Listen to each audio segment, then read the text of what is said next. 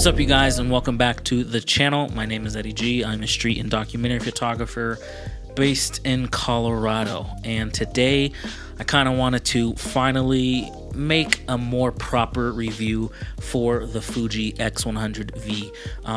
If you don't know, if you don't watch my channel, if you're new to this channel, I had this camera once before, back in 2020 for a little while. That is before I knew about and came back to the Ricoh GR3 and then switched to the Leica Q, and then essentially Circle of Life came, and now I am back on the X100V. So you can technically kind of call this like a 1 year review of this camera, because I do have plenty of experience with it in my opinion. And then I also wanted to go over my photography kind of settings for street and documentary stuff, how I just have the camera set up, and just share that with you guys. So without further ado, let's dive in.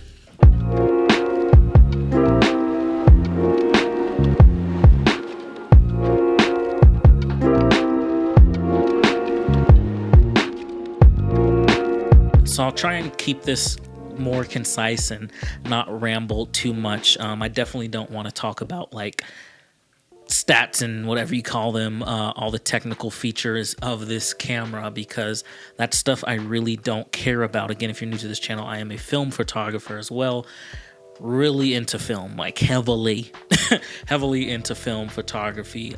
Digital, is just here for me, because where I live, I don't feel like street photography is not as like just consistent as it is in a place like New York or just like a busier cities here in Colorado. And I can spend like a week out shooting on the streets every single day for a few hours and probably come back with 2 photos that I'm like really proud of throughout that entire week. So that's not worth wasting too much film on. So I usually like to save a lot of my film stuff for the more meaningful stuff that I photograph, and then use digital as my kind of just notebook, my journal, my daily journal. I'll carry this camera with me kind of just everywhere, and just know that I don't have to just spend film shooting cost, expenses, to shoot stuff unless I'm really like feeling it and just like, okay, I want to capture that. Digital's here for that. But in terms of just like how I like this camera, I freaking love this camera. It's probably next to the Ricoh, system, my absolute like just favorite camera. It gets me so close to the film experience. Take that with a grain of salt because it is digital and yada yada yada yada. We all know Fujifilm, we all know Fujifilm's film simulations and whatnot, but being able to just experiment, play with, and just get close, just get closer to just a look I want straight out of camera, I love it. It's freaking amazing. I adore the process and everything. As far as using this in a street photography setting, what I love about this camera is just that it is extremely, extremely quiet with the leaf shutter. So I don't just feel like I'm out there with a huge, kind of curtain or mirror flapping up and down in the camera. I just feel a little more discreet.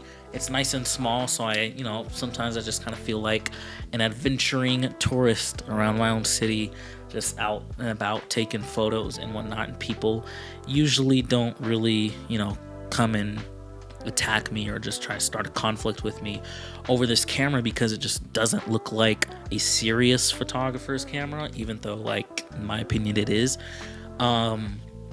And then, the screen flips out and everything, so I can just kind of hold it waist level and shoot that way. With the Leica Q and the Ricoh GR, you're not able to hold this camera at this waist level kind of view. Those cameras, at that waist level view. So every shot, you're bringing the camera up to your face or to your eye and whatnot.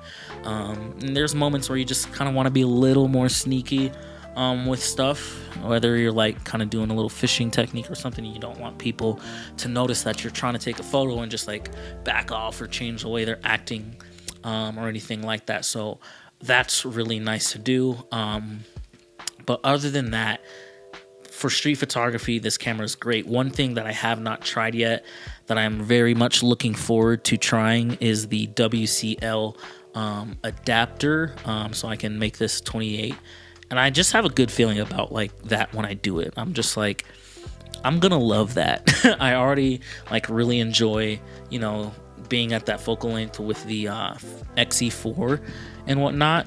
So it's just like, man, give me all that just in this one package here. I'm straight, you know, I'm good. I've experienced most of everything I need to in life. I just need to see whatever like good movie or play Legend of Zelda Breath of the Wild 2, and then life is complete. There's very little I don't not like about this camera. Usually if it's like something in the functions or the settings or the way the buttons work, I can usually just turn that off, which is really nice, which I'll talk to when I kind of talk through how I just have the camera set up for me. But other than that, I do wish the focusing was linear and just wasn't like focused by wire. As always, just wish there was like a notch on here so that I can, oh my God, just imagine a notch like on this lens. It would be perfect. But I do just like really enjoy and love this camera so much. For documentary photography, this works just as great too. It's really quick. I love that I can kind of just fiddle around with it, having just the OVF and EVF here, and just being able to set all my settings on camera before I even turn it on, and just use that as well to just practice and learn about just what my settings should be in any given environment, so I can quickly change my ISO if I'm shooting indoors to like a 32 or 1600, open up my aperture all the way and set my shutter speed to 60 or 30 or whatever, and just be able to start shooting. I freaking love that. That's absolutely amazing. Or if I'm doing street, you know, I can rock anything between 11 to 5.6 and then, you know, 250, and just let the kind of camera rest and off mode if I wanted to, and just know I can quickly turn it on and just start shooting photos. And then the same things kind of just apply with being stealthy when it comes to doing documentary photography, shooting things like my family, and like photographing my mom. She doesn't like to be photographed, but I really do want to like make pictures of her. You know, being able to have this camera and just be stealthy. I was like sneaking some shots of her a couple weeks ago, which was just funny, and I was just looking at her and just laughing, because I'm just like, I'm taking pictures of you, and like I'm enjoying the process, and you don't even know. And like next thing there's gonna be a book coming out, and I'm gonna just have you on the front of it and whatnot. So being able to just like sneak photos of my family members that don't like to be photographed is fun as well. So let's talk about some of my accessories and how I have this camera set up. So to quickly just knock out how this camera is set up, I really like to keep things extremely basic. Like I said, I like to shoot film a lot, and I love just controlling aperture, shutter speed, and ISO, setting it and just kind of like forgetting it. Same applies to this camera. I usually have my shutter speed dial set at ISO 640, because I recently learned that 640 ISO, I don't know if it's on across all the cameras or just with like this X-Trans 4 sensor, but 640 gives you like the most dynamic range kind of out of the camera's sensor, and it's really nice to like be able to recover highlight details. And I've really enjoyed the results that I've gotten with this camera at that ISO setting. I'm not afraid to, you know, throw it up there, lower it or anything, but for the most part I usually have it set at 640 or auto, and kind of just let, you know, the settings kind of just ride themselves. If I'm doing, what is it, ISO priority, aperture priority, I don't know. I like to shoot the camera in manual. So usually have that set there. If I'm out on the street, my shutter speed is usually at 2/50th of a second. I usually try and stay there. That's like a hard rule, unless I'm doing things where I just want like a slow shutter speed to capture motion or something. I'm usually using ND, which I have programmed to this top function button here, just to quickly throw on and off the ND filter to shoot that different types of stuff. And then, like I said before, f11 to 5.6 is usually where I'm rocking if it's nice and sunny outside. Usually if it's cloudy, I'm not afraid to go down to 4, f2, because the autofocus on this camera is absolutely amazing in my opinion. It's quick, it's fast, and I really enjoy it. Not the Leica Q had good autofocus too, and had absolutely amazing autofocus. But as far as my focus settings, I usually just have it set on the single kind of point focus. I don't like continuous at all. And I gotta practice more with manual, just doing like zone focusing with this camera. But to be completely honest, I have not messed around with it that much. And I feel like I want to. I want to just work it side by side with my Leica M6 and figure out, you know, just how accurate and whatnot it is. If any of my settings are in the auto mode, I do use the exposure compensation dial with the film simulations that I built for this camera, and I'll usually just go from a third of a stop to a full stop over, just, you know, a third of a stop under expose, and kind of just, you know, judge it by eye. A lot of the times I'm using the optical, I guess it's called, viewfinder, not the electronic one, because I like that I can just see through the camera right now, and it just reminds me of my Leica. I've had like multiple people. I had a dude at my local camera store. He thought this was a Leica. He was like, "Oh my god, is that the Safari Leica?" And I should have just said yes, but I was just like, "Oh nah, man, I'm just sporting my X100V here. Gang gang. It looks fresh, don't it?" Nah, but yeah. I just like that, you know, it kind of gives me that feel of shooting a Leica. But again, not afraid to just use the actual functions that are built into this camera and use that electronic viewfinder so I can really see what my exposure is looking like. As far as button settings, I have this front dial turned off here because it's just something when I'm holding the camera I am gonna fiddle with and just change settings. So I'm just like, just turn it off. I don't want it changing anything on the camera for me. As well as this little notch lever here, I have that off, except for this button right here. I have that button set to my focus point, not back focus, but front focus, I guess. So if I'm kind of holding the camera like this, I can easily press that button to focus, and then press this one to hit my shutter. Depends on like my setting I'm using. If I'm going waist level, I can just, you know, have my hand kind of just resting on it like that. Make sure I'm holding my focus, bam, bam, snap the photos. But it doesn't matter. I do have the back button, the AEAL button on the back here set to my back button focusing as well, because, you know, I don't really like having it on the shutter too much, because I feel like this shutter button is really easy to press, especially with this attachment I have on it. Not sure how long I'm going to keep it on there, just how much I'm going to use it, but I do find myself easily clicking this aperture, which can be annoying at times. On the back of the body here, this back dial I do have set to control my shutter speed. So sometimes I will set my shutter speed to T mode, and then I will have this thumb grip on the back here, and, you know, I'll usually leave my shutter speed again set at 250. But if I need to adjust it, what's nice about this thumb rest is that I can easily nudge it out of the way and change my button, and I can also reach it while it's down.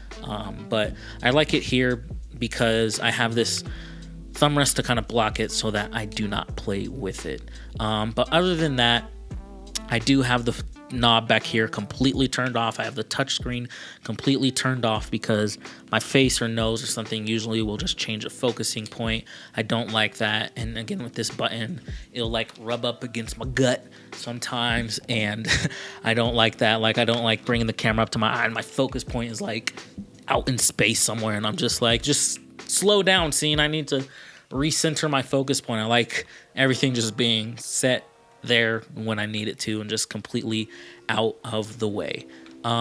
Before I dive into the camera, let's just talk about the exterior, because I know you guys are curious to just like what is going on, why the camera looks like this.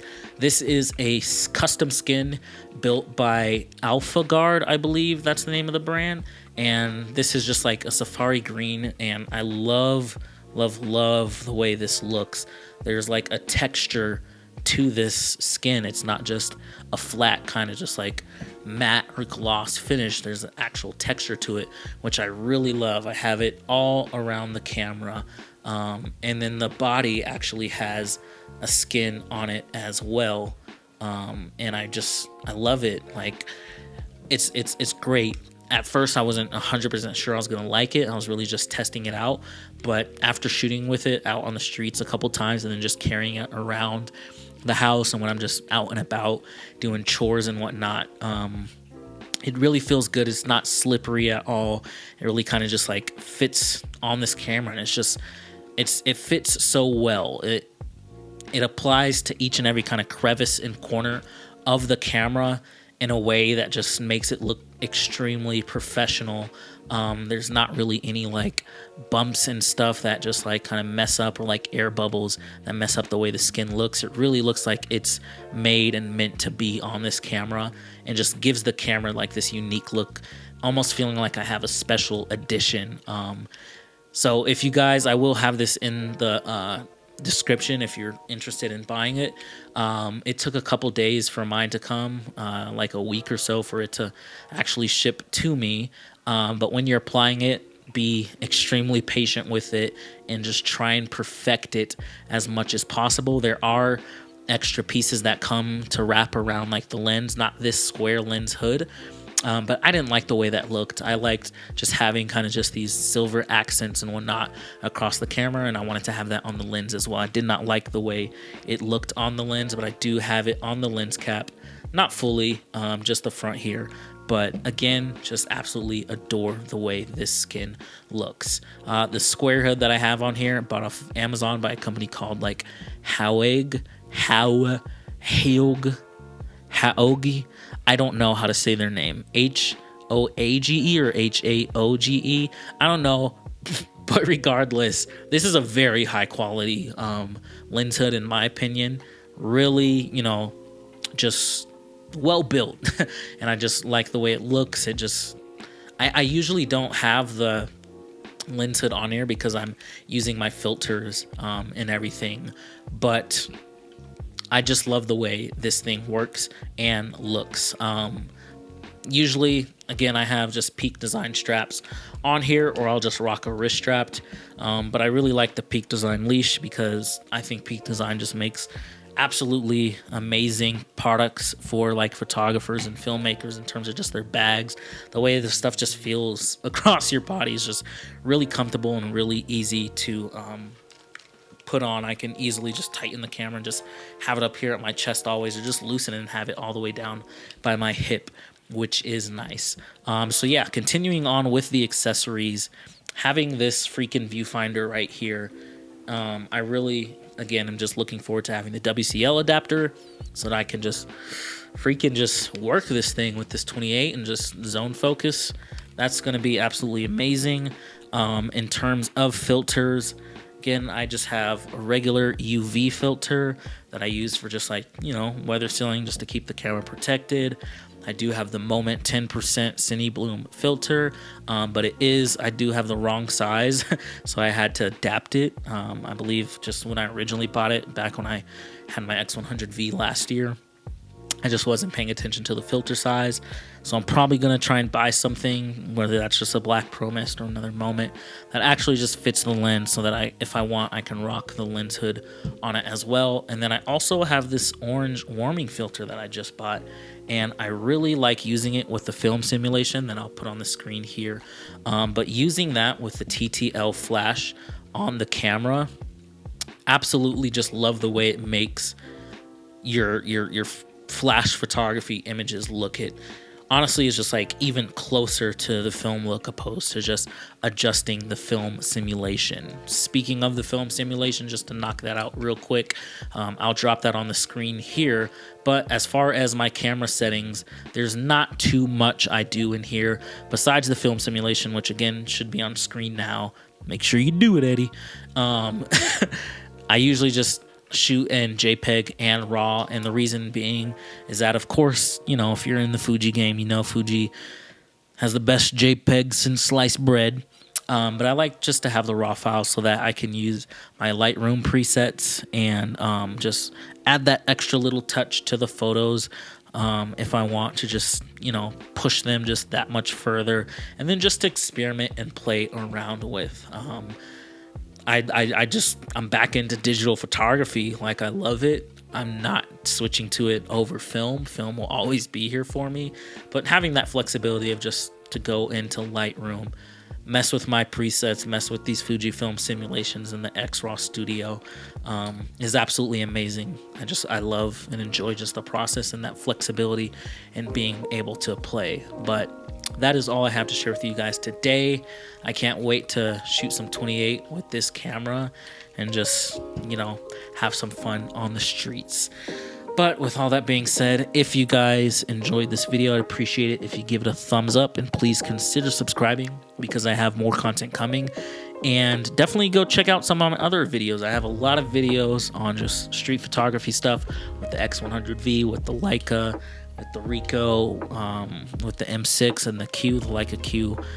So definitely go check that stuff out.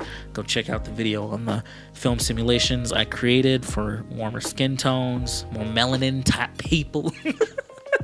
And yeah, thank you guys again. Love you, appreciate you. Catch you next time. Peace.